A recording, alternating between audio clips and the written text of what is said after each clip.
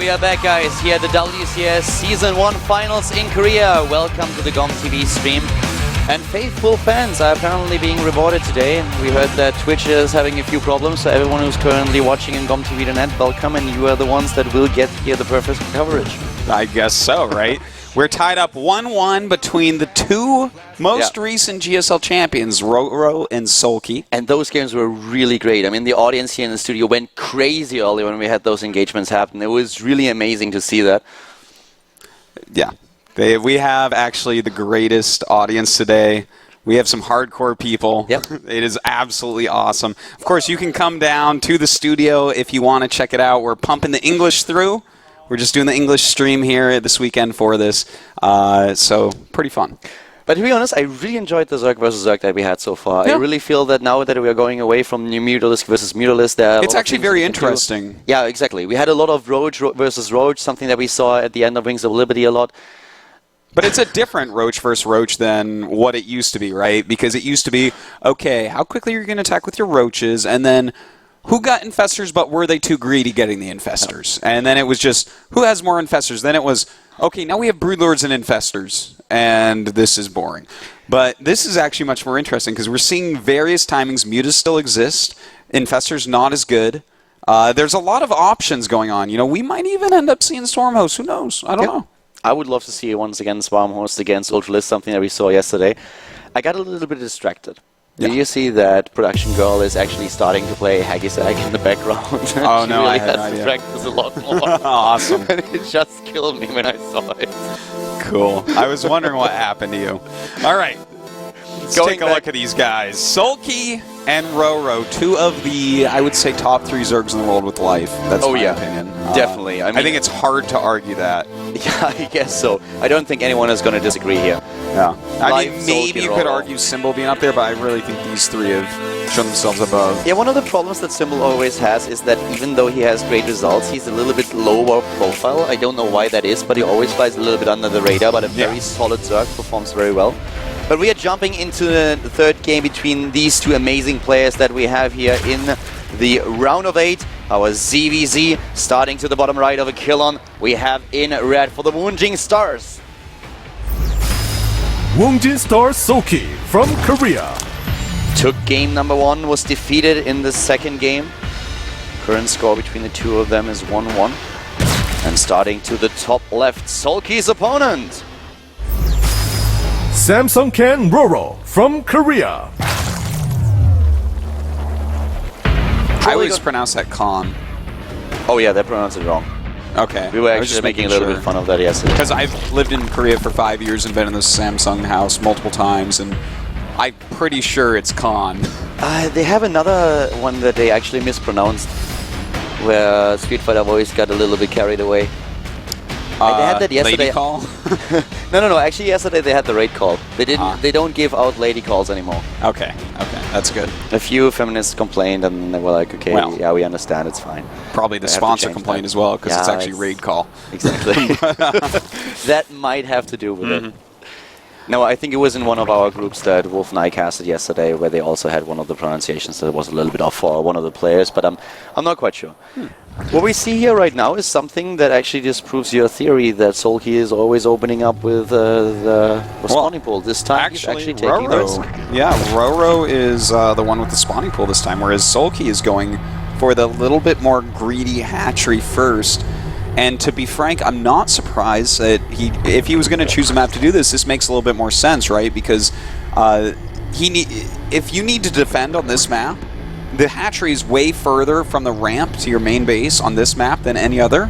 So it's better to get your creep going a little bit sooner. So I think that might have something to do with his choice as to why to do this here. He actually skipped the spawning pool for a few additional seconds and took the gas even before he took the pool and squeezed out a few additional drones.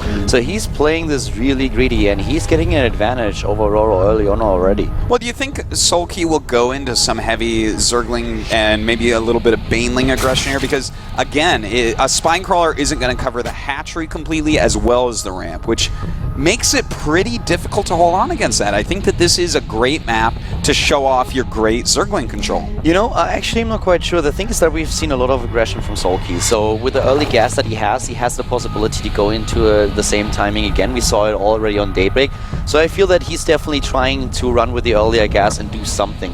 I don't think that he's fully committing to it and going for a massive all-in here, but I definitely think that we are going to see aggression from him. Yeah, I think that's pretty much what I'm saying here too. I don't expect him to just be like, all right, here's 40 lings and I have no drones because they're all on gas getting money for banelings. No, I think though that running in at least with a bit of speedlings is going to be quite nice. Yeah, definitely. If you take the gas this early, you want to do something with it. And Soulkey is still mining gas at this point, so he can drop the baneling nest anytime he wants. Speed is already halfway done, and he will definitely have the chance here to do a lot of damage. And he already builds the Zerglings as expected, so he wants to go for it once more. Yeah, and it kind of makes sense too. You know, the Queen is not going to be able to retreat to the ramp very quickly at all, which can be a very big deal. You know, a lot of times just two Queens jump on the ramp real quick and bam, they're safe. They can't be surrounded. But he has a good chance of running in there, sniping a Queen, maybe getting a drone or two, forcing a lot of lings out. He's actually hiding them and he's saving them. He's not moving out right away. This is very similar to what we see players like Hyun do, especially the TSL Zergs, and Hyun most of all is one of those players who goes to 50 between 20 drones and then just goes for a massive amount of speedlings. Hey, you know that thing when I was saying, well, I don't think he's going to go 40 lings. That's exactly the move he goes for. He's sitting on 19 drones, all right? This guy, the thing is, he's killed that Overlord, so it takes longer to see. There is a Spinecrawler, the two Queens going to that ramp, and right now we actually have all the drones running up as well. Here we go. A really smart defense here, building the Roadrunner to shield another Spinecrawler at the back, and so far he's doing a good job. He has the third Queen out there, and I don't think that RorO can do too much here, but Soulkey's going to do too much. RorO with 3 Queens should be able to do quite a lot of damage, but those Spinecrawlers aren't ready just yet, and that's his biggest problem. And a nice transfuse does go down, but he's having to use drones here, so he's losing quite a few at the moment. He's going to use up all this Queen energy as well. Down goes that Queen that had almost a transfuse, and it looks like he's going to break another, and in fact, he is going to kill off all these lings and this Queen as well. RorO is doing such a great job with the defense, but Soulkey just doesn't stop. The aggression is breaking through the ramp, moving into the main base right now. Only drones left, a couple of Zerglings are ready, but the harvest account is already very similar. And Soulkey doesn't stop, he just builds lings and nothing else at this point. And GG. Well done, well done. You know, again, this map, above all others, is going to be good for a strategy like that.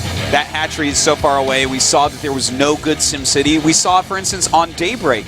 Look at the SimCity that happened with RorO, even though he ended up losing a lot of drones anyways. He had buildings everywhere blocking everything. Here, you can't do that. We had this... Well, you actually you can do it a little bit different. What we had yesterday, one of the possible defense that you have if you see that coming is you build the Spinecrawlers right at the ramp, like at the bottom.